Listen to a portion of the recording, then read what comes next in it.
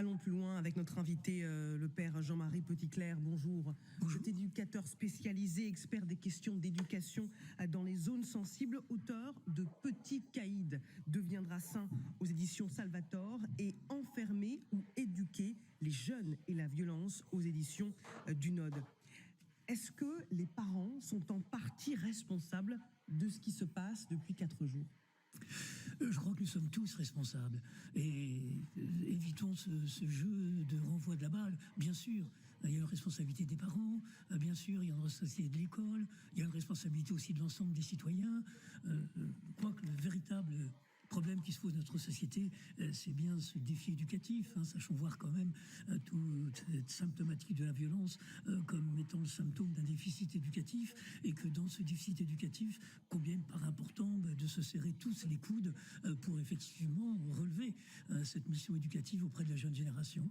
Mais les parents ont une responsabilité, mais reconnaissons aussi qu'une maman seule qui travaille la nuit, comment peut-elle avoir le contrôle de ses enfants devenus grands, et combien, plutôt que les stigmatiser, il paraît important de développer des dispositifs de manière à les aider à exercer leur autorité parentale. Est-ce qu'il n'y a pas un problème d'autorité, parce que la question des familles monoparentales, elle n'est pas nouvelle, et on ne voyait pas aussi souvent des enfants de 12-13 ans errer dans la rue? Oui, c'est pas si nouveau que cela. Je crois effectivement que on dit parfois société sans père, société sans repère, et c'est vrai que le problème très souvent dans ces familles de l'absence du père fait qu'il y a une difficulté pour la maman seule de pouvoir exercer cette fonction d'autorité. C'est plus facile quand on est deux, car il s'agit toujours dans l'exercice de la fonction d'autorité parentale de faire preuve d'amour et de faire preuve de fermeté. Et combien lorsque l'on est deux, c'est parfois plus facile face à l'adolescent que l'un soit ferme et que l'autre soit capable de dire mais si je te dis non, c'est parce que je t'aime, qu'il n'y a pas une contradiction. Vous savez, alors on connaît des mères de famille qui élèvent leurs enfants seuls et qui font preuve d'une extrême fermeté. Tout à fait, effectivement. Mais ce que je voudrais dire, c'est que cette violence-là, je crois qu'il faut toujours savoir la décoder comme à la fois mode d'expression d'une colère, à la fois mode d'affirmation de soi. J'existe, vous êtes obligé de tenir compte de moi, puis comme mode d'action, ça permet d'obtenir des choses qu'on n'obtiendrait pas. Et combien il me paraît important dans l'exercice de la fonction d'autorité d'être toujours capable de conjuguer à la fois l'écoute, le dialogue et la fermeté. Combien je regrette aujourd'hui au niveau de la classe politique qu'elle semble se scinder en deux entre ceux qui se fondent sur l'écoute et donnent l'impression d'être laxistes par rapport à des comportements, et de l'autre côté ceux qui vont manifester leur fermeté par rapport au comportement et donnent l'impression de ne pas être tout à fait à l'écoute. Combien il me semblerait important qu'il puisse y avoir une unanimité de tous les citoyens sur cette capacité à la fois à écouter la colère et les motifs de la colère qui sont légitimes, et aussi à faire preuve de fermeté par rapport aux actes, car comme beaucoup le disent, cette violence est injustifiable et inexcusable. Et combien aujourd'hui des jeunes vont servir de ce prétexte de la mort de Naël pour se livrer à des pillages de magasins de vêtements de luxe ou de magasins d'informatique et de nouveaux outils. Hélène Geoffroy, qui est la maire socialiste de Vaux-en-Velin, qui a connu des émeutes en 90 suite à un drame similaire et qui a été également visée depuis le début de ces violences avec des tirs qui ont touché des policiers, estime que les jeunes, je cite, de nos quartiers populaires sont convaincus qu'il y a une forme d'impunité et que la justice ne joue pas son rôle. Est-ce que c'est ce qui explique une telle colère et un tel déchaînement de violence ? Alors, je commencerai par dire, méfions-nous lorsqu'on va parler des jeunes des quartiers. Ces jeunes émeutiers, c'est une minorité de ces jeunes des quartiers. Et combien je regrette, moi, aujourd'hui, que des journalistes n'aillent pas un peu enquêter pendant ces temps d'émeute sur ces jeunes qui restent chez eux, dans leur appartement, qui se préparent à travailler au mois de juillet, qui préparent l'orientation, car ils sont plus nombreux que ceux qui sont effectivement dans la rue en train d'agresser les policiers. Et à force de focaliser uniquement sur ces jeunes émeutiers, on risque de donner l'impression que l'ensemble de la jeunesse pourrait se reconnaître. Je pense que l'ensemble de la jeunesse de quartier se reconnaît pas. Et effectivement, on regrette un peu cette impunité qui paraît effective, car on a des adultes qui donnent des coups de menton sur les sanctions, mais l'important c'est que la sanction soit appliquée. Moi, je préfère une sanction pas très importante, mais appliquée, qu'une sanction très importante est non appliquée. C'est ça qui a décrédibilisé l'institution de la justice. C'est tout. On va prendre une sanction très importante, ça va être la prison ferme. En fait, il ne va pas aller en prison. Ça va être 240 heures de travaux d'intérêt généraux. Mais on n'a pas les gens pour encadrer ces heures de travail général.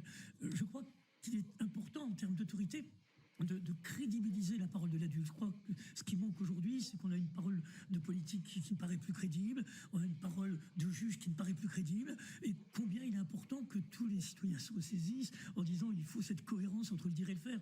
Ce que les jeunes attendent de nous adultes, je crois, c'est d'abord cette cohérence entre le dire et le faire. Père Petit-Clair, puisque ce qui se passe malheureusement est l'occasion d'une libération de la parole, parfois qui s'exprime de manière très violente, pour répondre à votre remarque sur les journalistes qui ne viennent que quand ça flambe, eh bien, à LCI, pendant plusieurs années, on avait une émission qui s'appelait Dans nos quartiers, où on montrait ce qui se passait justement dans ces quartiers, toutes les belles initiatives, la force de vie. Et on a arrêté de le faire parce que nos équipes se faisaient caillasser, elles se faisaient menacer, agresser, parce que une minorité de gens veulent faire en sorte que ces quartiers soient des zones de non-droit. C'est aussi pour ça, et il faut le dire. C'est pas si simple. Hein. Je comprends tout à fait, non, je comprends tout à fait. Mais voilà, comment lutter ensemble pour que ce soit quand même pas la minorité qui donne le là, enfin je veux dire, et de penser effectivement aussi à tous ces jeunes qui souffrent aujourd'hui de voir l'image de leur quartier dégradée, et ça va conduire à une plus grande difficulté d'accès à l'emploi. Je veux dire, si l'image du quartier est dégradée, combien on peut avoir une discrimination géographique, enfin je veux dire, de la part d'employeurs, en disant voilà, il habite telle cité, je vois des jeunes qui sont obligés de se domicilier ailleurs que dans la cité pour avoir une chance de pouvoir accéder à l'emploi. Alors écoutons justement ces habitants à Colombes, dans les Hauts-de-Seine, qui a aussi été frappé par les violences urbaines. C'est déplorable de voir ça. C'est facile de casser, c'est pas difficile de construire, facile de casser. Vous prenez une bande de jeunes de 14-15 ans, vous les laissez dans la rue, puis ils cassent tout. Naël, c'est que une continuité. Ça fait 20 ans que ça dure. Et j'espère que ça continue jusqu'à que le gouvernement français se réveille. On est tous français. Tous français, lui, il espère que ça continue parce qu'il pense que la violence est le seul moyen de se faire entendre et de provoquer un électrochoc de la part du gouvernement.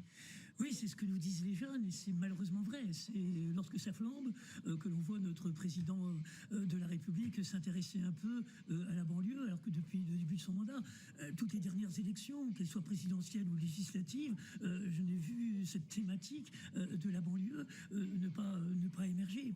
Et ça ne veut pas dire qu'on n'a rien fait. On a dépensé des dizaines de milliards. C'est ce que j'allais vous dire. Pour ces quartiers depuis. Mais et ça n'a pas suffi. Qu'est-ce qui n'a pas fonctionné alors? Ben moi, il me semble, c'est ce que je dénonce mais depuis 2009, il me semble que l'erreur majeure de la politique de la ville réside dans son zonage. C'est-à-dire que toutes les politiques ont consisté à mener des actions dans le quartier pour les gens du quartier. Et que tout ceci n'a en rien enrayé la spirale de ghettoisation. Combien, alors, de mon bref passage comme conseiller du ministre de la Ville, je disais, mais plutôt que financer des actions de vacances où les jeunes du quartier vont partir ensemble et vont être capables de reproduire l'ambiance du quartier dans le terrain de camping qu'ils fréquentent ou sur le chalet de montagne que l'association a loué, combien il vaudrait mieux financer des associations extérieures au quartier qui emmènent ces jeunes des quartiers dans l'expérience mixée sociale. Et ce que je dénonce avec force, mais depuis les années 2000, c'est cette carte scolaire. Obliger les gamins des quartiers à être scolarisés avec les cahiers qui leur font peur et les copains qui ne cessent de les faire rigoler, est-ce qu'on les met dans les meilleures conditions de pouvoir progresser? La carte scolaire était une excellente mesure lorsqu'il y avait de la mixité sociale sur le territoire. Je pense au niveau du Paris haussmannien, permettre aux jeunes du 4e étage, fils de l'employé, d'être scolarisés avec le jeune du rez-de-chaussée, fils du notaire, c'était une formidable opportunité républicaine. Mais on a créé maintenant, avec ce déplacement de population, eh bien, des quartiers de pauvres, puis des quartiers de riches. Et vous savez, la grande différence entre un collège zone d'éducation prioritaire et un collège de centre-ville, c'est quoi? C'est que dans le collège de centre-ville, il est encore un peu valorisant d'être premier de classe. Dans le collège de zone prioritaire, prioritaire. Pour le garçon, il peut être dangereux d'être premier de classe. Aussitôt, il a la réputation de l'intello et du bouffon. Combien je rencontre dans ces quartiers de gamins prodigieusement intelligents. Souvent, il m'arrive de faire des conférences, mes jeunes camarades d'école polytechnique, je dis que la proportion de génie scientifique est la même dans les quartiers sensibles que dans le reste du pays. Hein. Mais combien je vois des jeunes sacrifier leur scolarité pour sauver leurs alliances. Et il me semble que l'erreur de tous ces programmes, le programme ZEP, on l'a inventé il y a plus de 30 ans, avec comme objectif de réduire l'écart entre collège des quartiers et collège des centres-villes. Après 30 années de mise en œuvre du programme, l'écart est plutôt plus grand. Et alors, qu'est-ce qu'on fait? Admettons que vous ayez le président de la République qui est en face de vous, qui a quand même annulé son déplacement en Allemagne, sa visite d'État, parce que la situation est grave. La première mesure, justement, pour lutter contre la ghettoisation des quartiers. Moi, je crois que l'enjeu principal, c'est celui de l'éducation. Et combien il me paraît important, si on veut effectivement promouvoir les valeurs républicaines, de permettre à nos jeunes Français, quelle que soit leur origine, quelle que soit leur religion, de pouvoir être éduqués ensemble. Voilà pourquoi une des mesures que je préconisais et qui a malheureusement été expérimentée que quelques mois, de dire ayons le courage parfois de fermer quelques classes dans les collèges du quartier, de répartir les jeunes dans les différents collèges de l'agglomération. Combien au niveau des vacances, de permettre des initiatives pour permettre aux jeunes de se rencontrer. On a besoin aujourd'hui de prendre soin de la fraternité. Vous savez, j'aime dire que parmi nos devises républicaines, liberté, égalité, fraternité, ce sont trois valeurs qui ne sont pas de même nature. Liberté, égalité, c'est de l'ordre du droit, on entend beaucoup parler. Fraternité, c'est de l'ordre du devoir. C'est pas un droit d'être frère. Et combien effectivement éduquer nos enfants, nos adolescents à ce devoir de fraternité. Et on ne pourrait le faire qu'en leur permettant de se rencontrer. Dernière question. Dans ce contexte, l'équipe de France, très populaire, a décidé de réagir dans un texte publié hier soir. Le temps de la violence doit cesser. Les Bleus, emmenés par leur capitaine Mbappé, ont lancé un appel au calme. Il existe d'autres manières pacifiques de s'exprimer. Est-ce qu'un tel appel, de la part des Bleus, qui ont l'oreille des jeunes, a une chance d'être entendu? J'espère, hein, parce que ces Bleus me semblent crédibles aux yeux des jeunes. L'important, c'est que la parole, si elle veut avoir un effet, encore faut-il qu'elle soit jugée comme crédible. Hein, et je disais qu'aujourd'hui, ce qui me paraît le plus dramatique dans notre société, c'est la décrédibilisation des institutions.